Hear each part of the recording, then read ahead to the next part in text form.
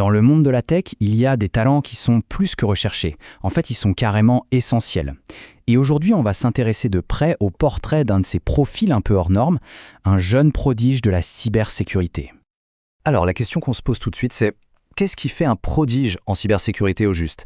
Est-ce que c'est juste une question de compétences techniques pures, une passion qui dévore tout, ou y a-t-il autre chose? On va explorer ça ensemble avec un cas très concret. Pour bien saisir l'enjeu, il faut s'imaginer la cybersécurité comme un vrai champ de bataille numérique. Et là-dessus, les entreprises, elles ne cherchent pas juste des gardiens pour leur forteresse digitale, non. Elles cherchent des stratèges, des gens capables d'anticiper la prochaine attaque. C'est une véritable guerre des talents, où chaque recrue, chaque pépite est absolument cruciale. Et c'est là qu'entre en scène la personne au cœur de notre analyse d'aujourd'hui, Salomon. Il est l'incarnation parfaite de cette nouvelle génération de talents, ceux qui se préparent justement à relever tous ces défis.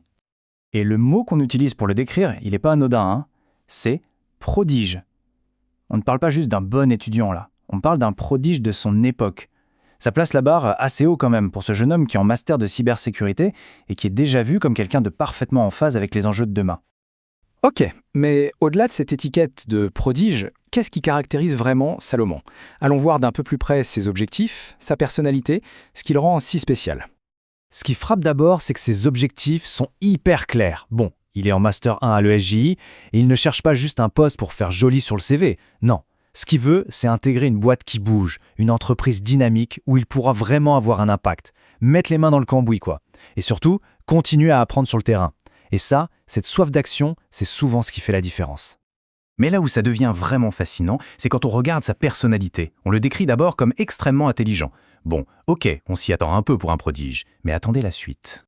Parce qu'on parle aussi de son courage, et ça, c'est pas rien. En cybersécurité, être courageux, ça veut dire oser aller là où ça fait mal, s'attaquer aux failles complexes que tout le monde essaye d'éviter.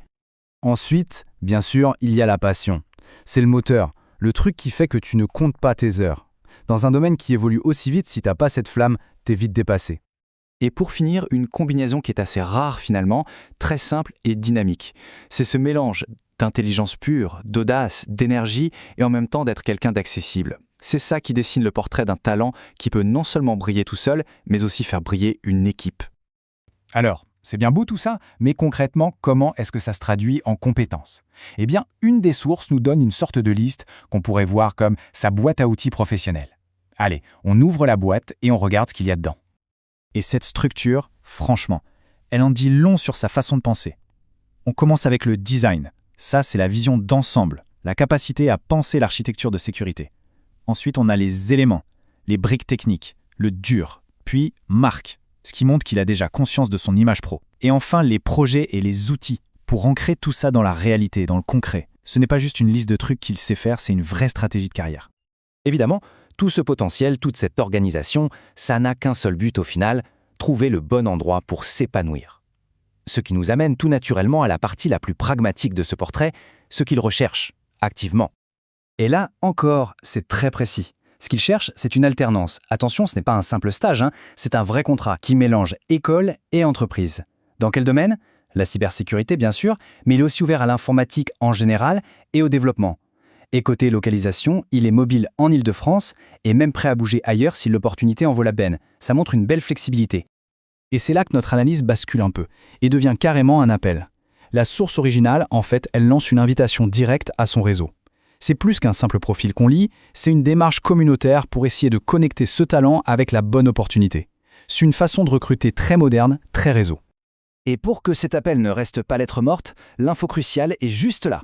Pour toute mise en relation, tout passe par l'initiative Jeunes Prodiges et Tech. L'adresse mail s'affiche à l'écran, c'est le point de contact direct pour une entreprise qui se dirait « Tiens, ce profil m'intéresse ». Et on va terminer là-dessus, sur cette question.